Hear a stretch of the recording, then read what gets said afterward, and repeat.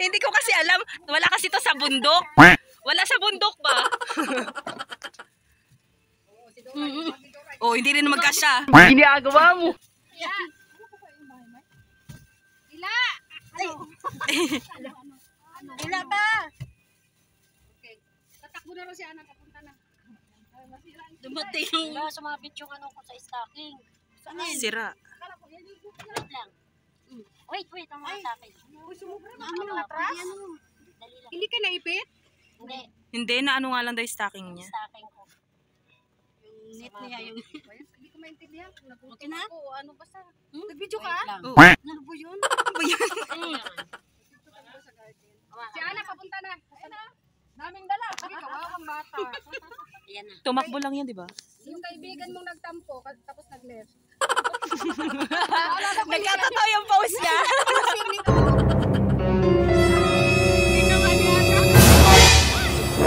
Nangyari sa'yo.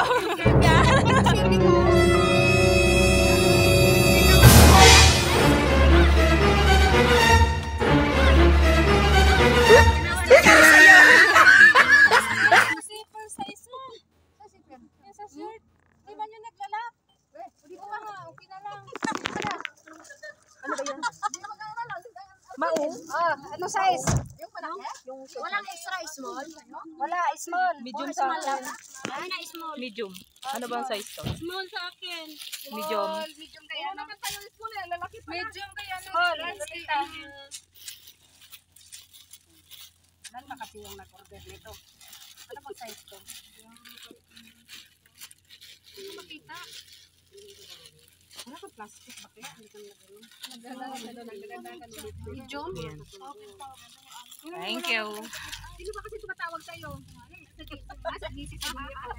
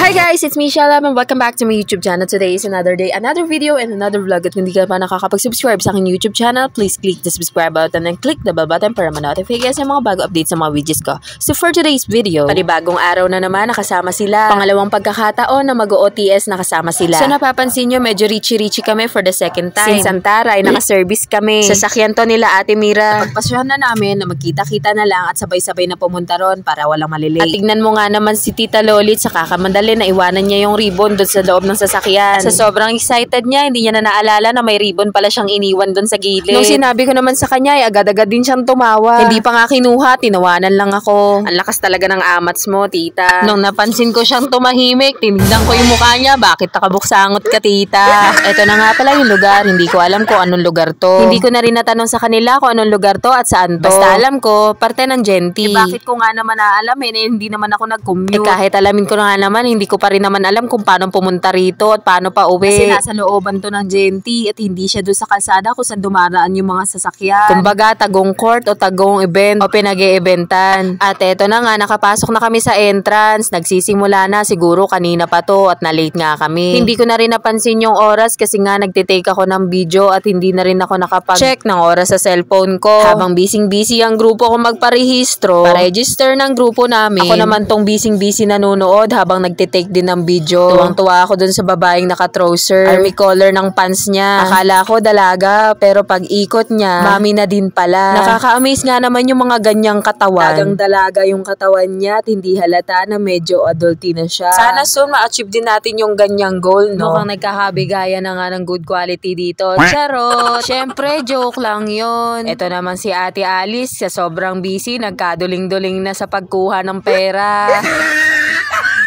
Nakakatuwa nga rin naman tong mga kagrupo ko, may kanya-kanyang kalokohan. Nagupit na nga pala yung ticket namin para sa raffle. Sana pala rin. Naman yung main goal namin para kahit ano, may mauwi kahit papano. Nag-attendance lang kami at pwede na kaming pumasok. Ito nga pala yung number ko. Nakikipagpalit nga sana ako kay Ate Mira kaso ayaw daw niya. Maganda sana yung kanya kasi may number 14. 314 kasi yung kanya. Kita nyo na yan, 339 sa akin at 14 sa kanya. Naunahan niya kasi akong bumunot. Kaya ayan, lumaya siya kasi gustong gusto ko yung number niya. Pinagtawanan lang tuloy ako. 3 na nga pala yung collection kong gantong numbering na dinidikit sa katawan tuwing nagsusumba. Pangatlong araw. Hindi naman sa pangatlong araw. Yung iba kasi hindi naman nagbibigay ng number. So ayun, pumesto na lang kami sa gilid since punong-puno na yung mga upuan dyan sa taas. Ito naman si Ate Amira, nakuha pang manakot habang nag-aayos ng muka. Charot, ganyan lang talaga kakulit mga kasamahan ko. Same vibes lang kami at puro kalokohan, walang matino sa amin lahat. Lahat kami sira ulo. Charot! So ako nga palang nag-ayos ng ribbon. Hindi ko kasi natapos sa pag-aayos no, nandun pa kami kala Ate Sil, kaya dito ko pinagpatuloy. Hinayaan ko muna sila magsasayaw. Sabi ko hindi ako gaano magagalaw para pag OTS na is marami pa akong energy. Mahirap na kasi pag ibigay ko, baka pagod na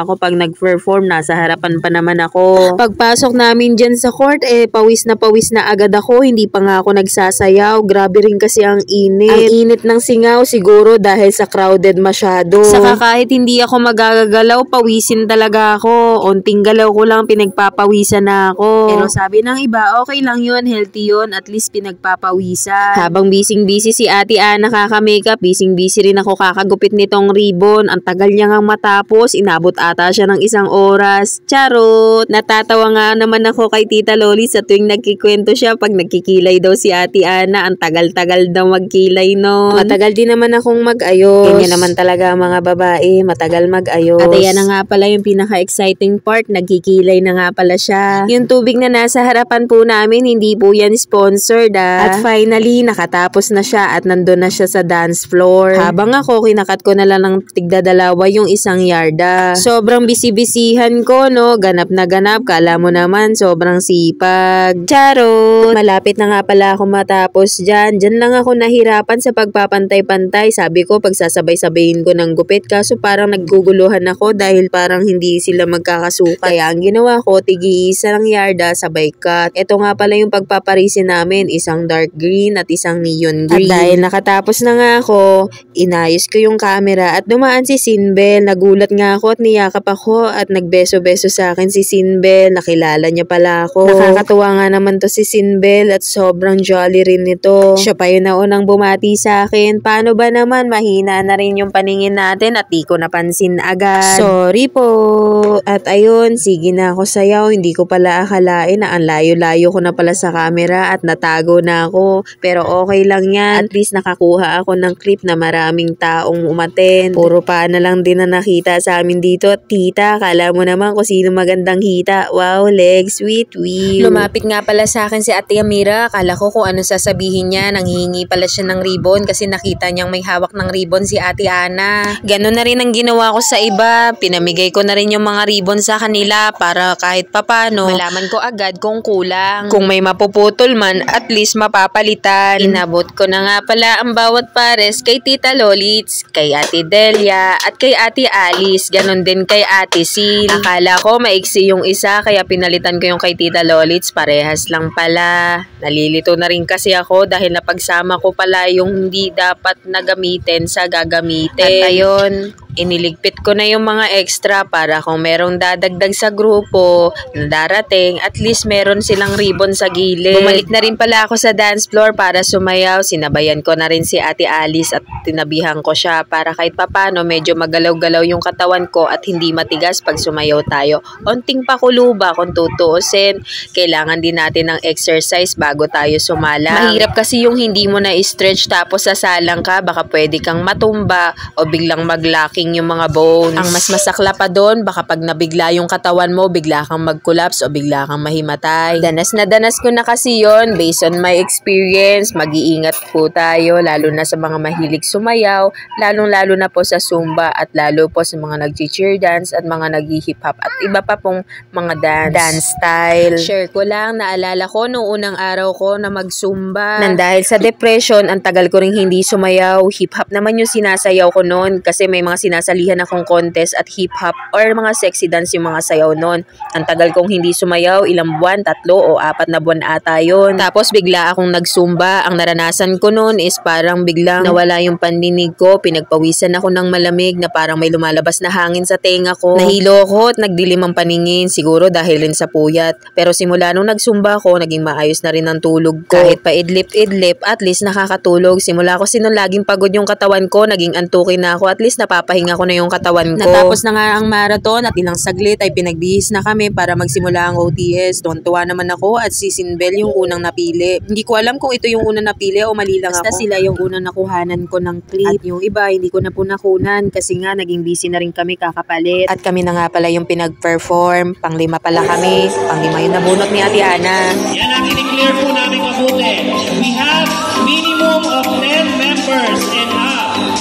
Ladies and gentlemen, to our panel of judges, on stage, our Group 5, Zumba Battalion, together with our DI, Z. Julina.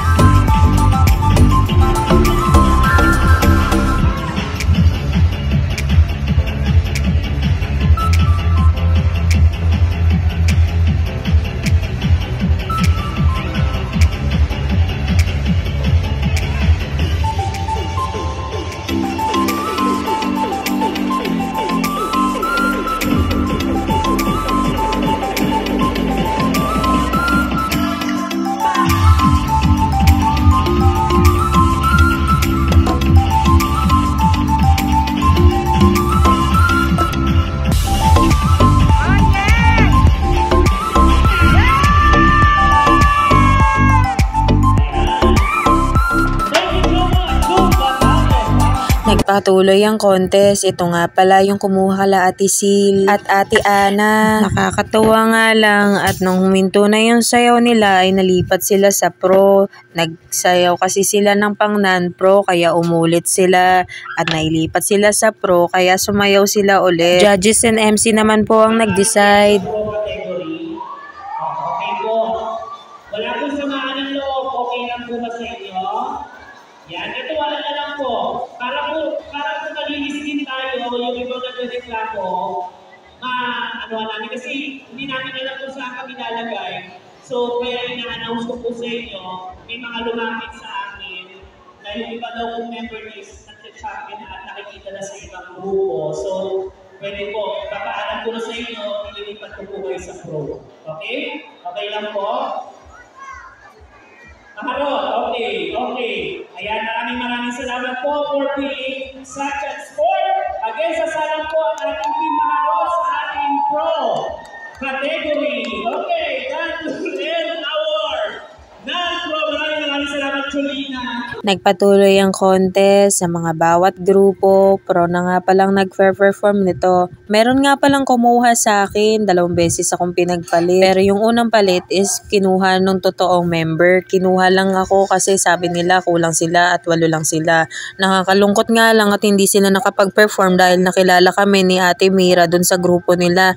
Parehas ba naman kaming nasa harap at nakikita talaga kami ng husto ng judges. At galaw talaga namin ang napapansin ng judges since nasa unahan nga kami. Humingi rin ako ng pasensya sa kanila since hindi sila nakapag-perform. Piling ko tuloy kasalanan ko pero nung humingi ako ng pasensya, sabi naman nila ay okay lang at wag ako humingi ng pasensya kasi wala daw akong kasalanan. Sila daw yun at wag kong isipin at kinuha lang naman daw nila ako. Ang sabi nila sa akin ay biglaan lang din na hindi nakapunta ang kanilang mga grupo. Kakalungkot nga lang kasi may mga adulties sila, mga nanay na ba, mga lola. Sa madaling salita, grabe talaga yung konsensya ko noon pero nagsorry kasi ako agad para kahit papano gumanang pakiramdam ko. Nung sinabi naman nilang okay lang, kahit papano gumanang pakiramdam ko. Kaso nga lang nag-alala ako noon kasi nag-uwian din sila. Parang alam ko rin na sobrang nalungkot sila. Sinabi ko rin naman kasi na nasa unahan ako. Kaso nga lang busy sila magsalita. Sabi ko nag-split ako. Baka makilala ako pero hindi rin naman nila ako pinansin. Hinayaan ko na lang. Siguro nga hindi kasi nila ako kilala. At baka sobrang busy nila rin mag-usap-usap at hindi nila napansin yung mga sinasabi ko. Kaya siguro nabaliwala. At sinadya ko rin namang lumikod kasi alam kong nasa harapan ako. Kaso nga lang kahit anong yuko at upo ko para magtago dun sa nasa unahan ko. Dahil unti lang sila sa sobrang laki ng space, nakilala ako. Napansin ako. Sobrang laki naman nga kasi ng court at sobrang wide ng pwesto katulad po ng nag-perform. Kaya ayun, napansin ako. Tsaka kahit inayos ko at iniba ko yung style ng buhok ko at nagdagdag ako ng makeup is nakilala ako. Kasi sabi nga nila Ate Sil is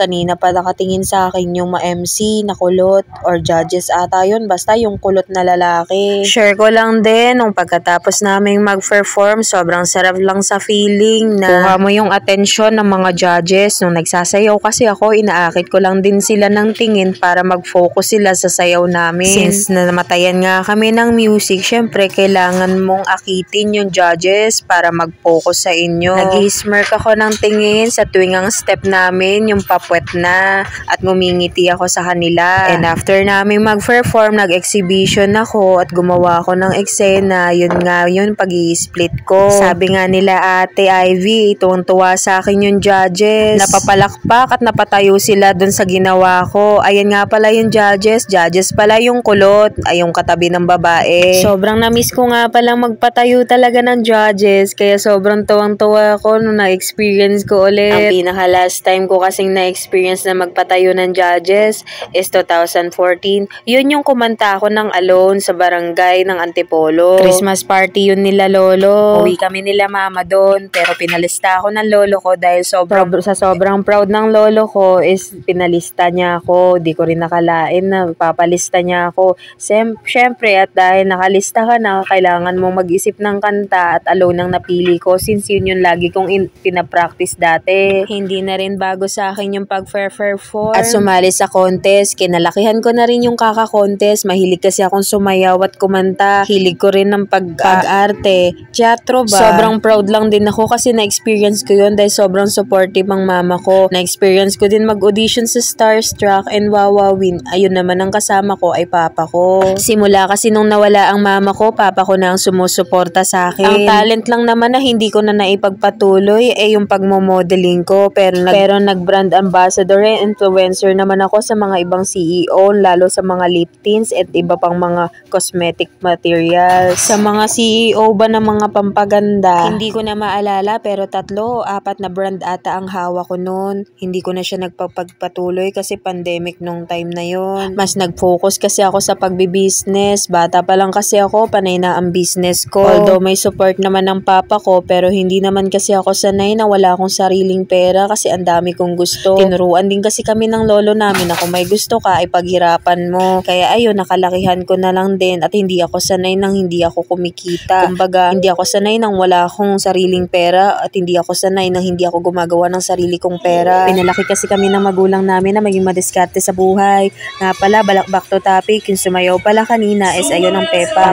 Pang second sila. Naalala nyo nung sumali kami ng online competition? Sila yung pangalawa, diba? Kami yung pangatlo at ang panguna yung Legion Mapulan Lupa. So ako nga pala yung kumuha ng certificate namin, yung graceful, most graceful ang batalyon. And ayan, sobrang saya namin nung in-announce na kami ang first place. Sayang nga lang at hindi ko nakuna ng clip. Kasi hindi ko naman alam na kami yung tatawagin, kaya hindi ko man lang nakuha na ng clip yung sobrang saya na namin na part. Naunahan na rin kasi ng puro talon at pagsisigaw nung nalaman namin na kami. At least nagbunga yung stress, yung pagod, yung gastos at lahat-lahat na. At natapos na nga ang contest ay nag-uwian na kami, nakakita kami ng Black Nazarene kaya hinipon namin at nagpasalamat kami sa gabay. Eto, pumunta kami sa bahay nila Ate Clean at birthday ng asawa niya. Sabi ko pa nga dito, ano to, handa natin dahil nag-first place tayo. And ayan, sobrang saya talaga namin. Simula nung pumunta kami doon ay nabulahaw ang bahay ni Ate Clean. Kaya sobrang saya-saya talaga namin kasi di namin expected yung araw na yun na magiging ganun yung magiging ending ng pagsasayaw namin. Mga makakapal din pala ang mukha ng mga kaibigan ko. Nagmukbang sila sa lamesa. Hindi na rin ako gaano nakakain ng marami kasi hindi na rin ako sanay kumain ng marami kaya pinanood ko na lang sila kasi tuwang-tuwa talaga ako na pinapanood sila. Hiningal na pagod at nabusog kasi ako ng sobra. Eto nga pala yung clip na kuha ni Ate Sil galing sa cellphone niya. Hindi talaga ma-explain yung saya namin that time. Thank you for watching. See you on my next vlog. Bye!